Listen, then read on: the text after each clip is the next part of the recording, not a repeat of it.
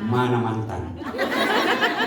Bisa dibedakan mana istri, mana tetangga.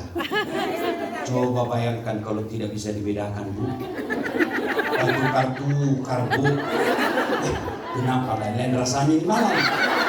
Terus kecurangan. Iya kan? Iya. Hebatnya lagi nih mata, Bu. Ibu punya handphone itu kan kadang-kadang blur. Sudah foto kabur jadinya. Maka Bu autofokus. Langsung nggak perlu diputar-putar. Maka kita ucapkan alhamdulillah. Alhamdulillah. Demi Allah, Bu, Ibu bisa sampai di sini bekerja karena Allah kasih mata yang sehat. Alhamdulillah. Itu syukur dari Allah. Berapa banyak orang mau sehat matanya, dikasih dokter, dikasih segala kesehatan, kasih dokter paling hebat, kasih obat paling manjur, tidak sembuh-sembuh matanya. Kalaupun sembuh, tidak bisa normal lagi. Maka kita ucapkan alhamdulillah. Alhamdulillah. Iya, Bu. Bu. Pernah lihat ada orang ada besi di giginya? Atau ada di sini? Enak kan? Di kawan-kawan.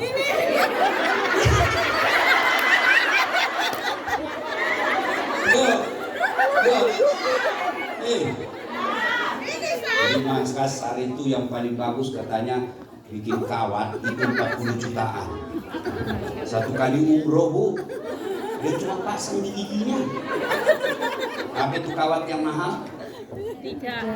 Bukan. Apa yang mahal? Gigi. Allah kasih gratis. Hebatnya lagi nih gigi, Bu. Tumbuh dan panjangnya Tidak sama. dibatasi. Bagaimana seandainya gigi sedulur-sedulur tumbuh seperti rambut?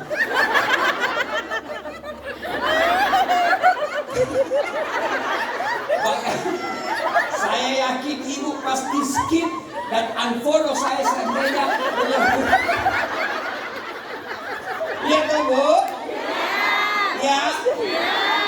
Bayangkan seandainya gigi satu saja yang panjangnya melebihi normal.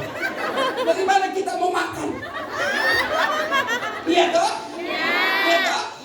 Makanya kita ucapkan alhamdulillah. Alhamdulillah.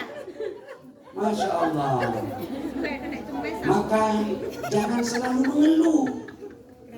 Alhamdulillah. Sampean makan kerupuk. Bisa nggak dibedakan mana yang melempem, mana yang renyah? Bisa? Bisa? Bisa. Apa Ibu pelajari itu? Tidak. Pernah Ibu baca cara membedakan? Ya kan? Otomatis. Itulah karena Allah kasih gigi kita ada saraf. Ya? Ya. Maka kita ucapkan Alhamdulillah. Alhamdulillah. Ada lagi, Bu, namanya dalam dunia kita ini ada sensor. Bu, kalau bawa mobil kan, kalau ada mau tabrakan kan dia bunyi. Mundur. Begitu mau nabrak. Apa namanya? Sensor. Apa namanya? Sensor. Sensor. Tubuh kita juga punya sensor. Bayangkan seandainya tidak ada sensor, kita tidak bisa bedakan kapan kita mau makan. Apa sensornya mau makan? Lapar. Coba kalau tidak ada rasa lapar, kita tidak tahu kapan kita mau makan. Dan ketika kita kerja terus tidak makan, pasti rusak tubuh kita. Betul. Bayangkan, Bu, ada sensor ini kalau mau keluar. Bayangkan kalau mau keluar tidak pakai sensor, dia keluar aja. Allah Karim. Bayangkan kalau tidak ada sensor kencing, sedang ceramah basah. Aduh, viral saya satu ini. Iya tuh, Bu? Iya tuh?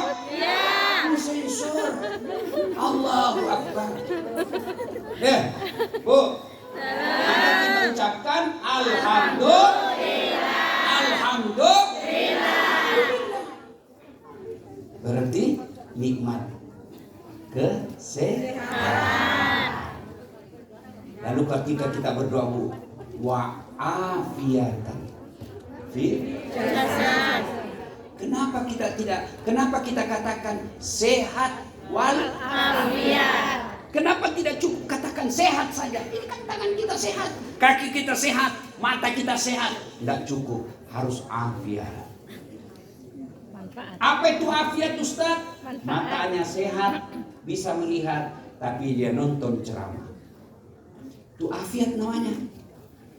Kakinya sehat, bisa melangkah, sehat namanya. Tapi datang ke pengajian, afiat namanya. Telinganya mendengar, sehat namanya.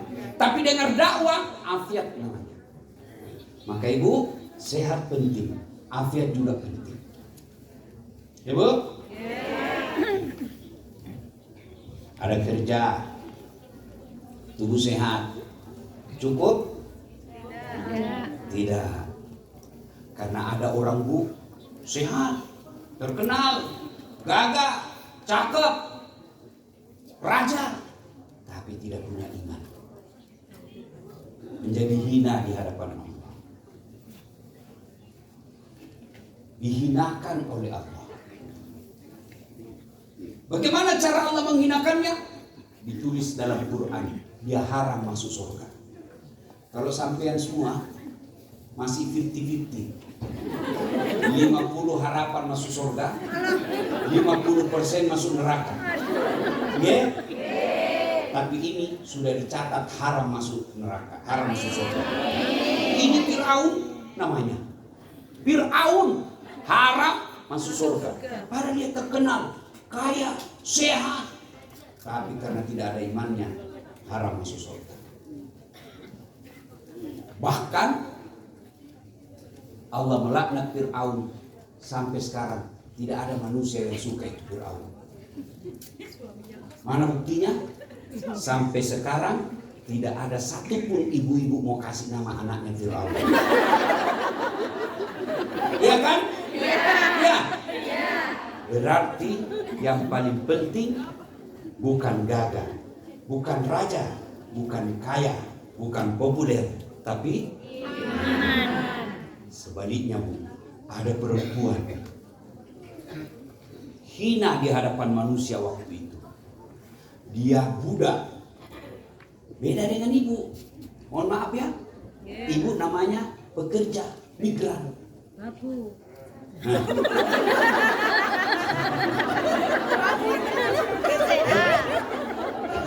Bukan saya bilang Bu ya. Ya, Bu, Dalam. ibu kerja masih gaji Bu, masih digaji Bu. Ini budak. Apa itu budak Bu? Hak milik. Bu, dengar. Budak itu hak milik. Budak itu boleh dibakar, boleh dibunuh, tidak punya sama sekali hak asasi. Itu namanya budak.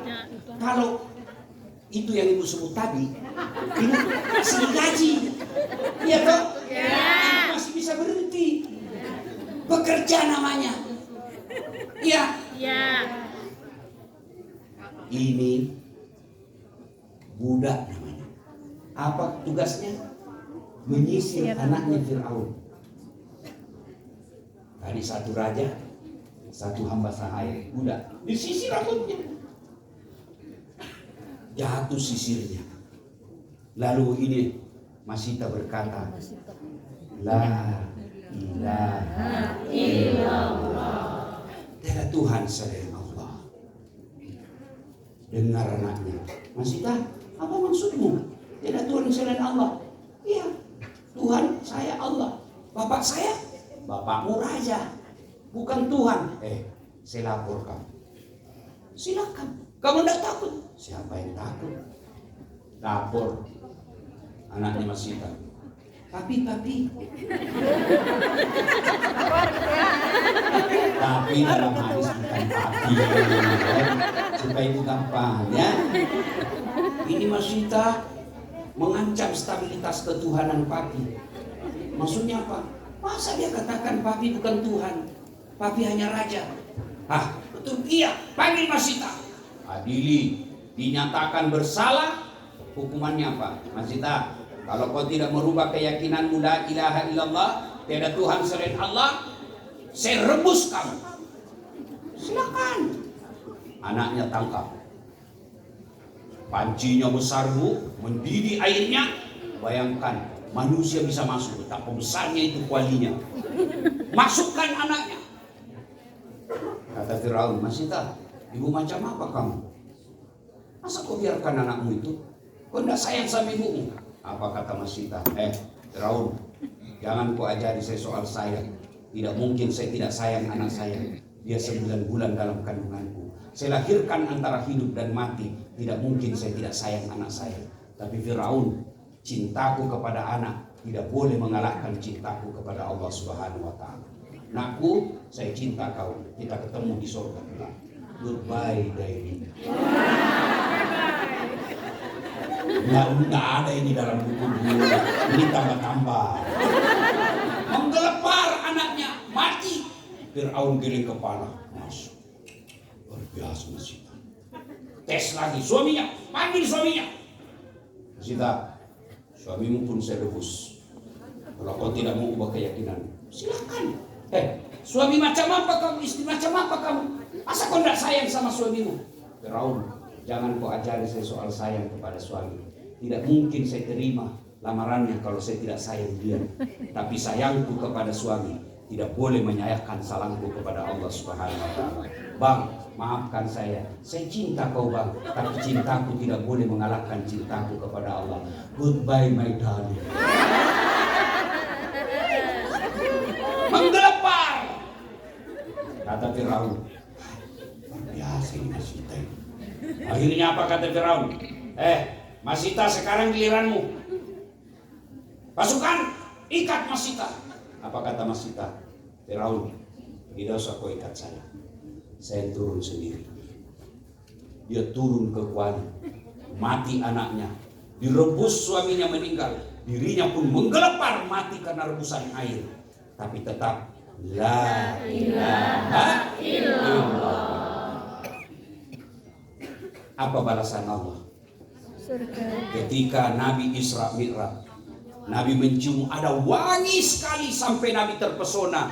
Ya Jibril, bau apa dia? Apa arwah para nabi? Bukan. Arwah para rasul? Bukan. Malaikat? Bukan. Siapa dia? Dialah rohnya Masita dan keluarganya.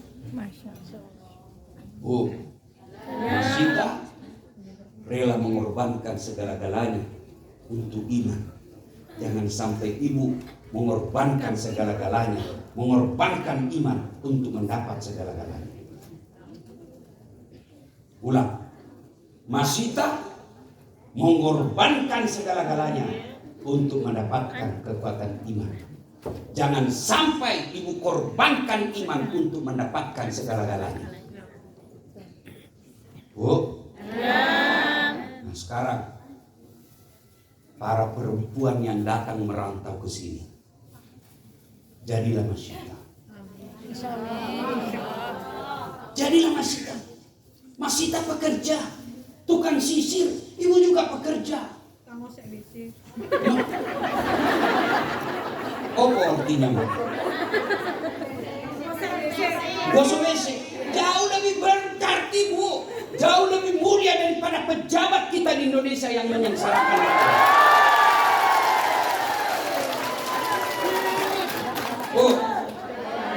Bu,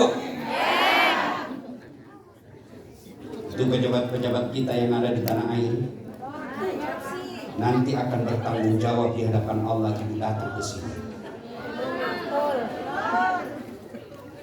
Kalaupun tidak dimasukkan ke neraka mereka, paling tidak mereka akan ditanya.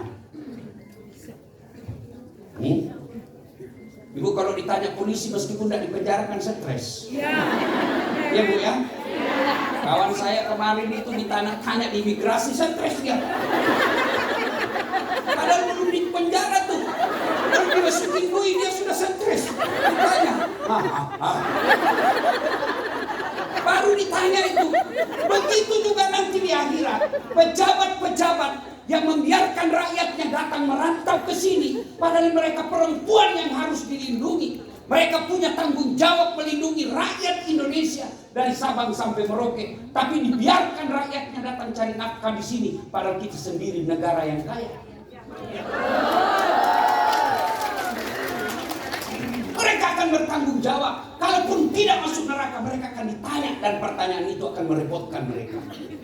Kenapa kau biarkan perempuan-perempuan Islam? Mereka harusnya dilindungi di negara. Mereka harusnya dilindungi oleh kamu sebagai pemimpinnya. Kenapa kau biarkan mereka cari nafkah padahal negaramu sendiri kaya? Tanya, jawab itu. Kamu punya sawit, kau punya emas, kau punya timah, kau punya biji besi, kau punya segala-galanya. Kenapa rakyatmu justru datang ke sana, sementara Saudi Arabia cuma punya minyak dan gas, tidak punya hutan lebat, tidak punya sawit, tidak punya nikel, tidak punya batu bara, tidak ada rakyatnya datang ke Indonesia cari nafkah. Mereka akan ditanya, meskipun dia tidak masuk neraka, kalaupun banyak amalnya, dia telah menyengsarakan. Tidak ada perempuan Indonesia mau datang ke sini cari nafkah. Tapi apa boleh buat?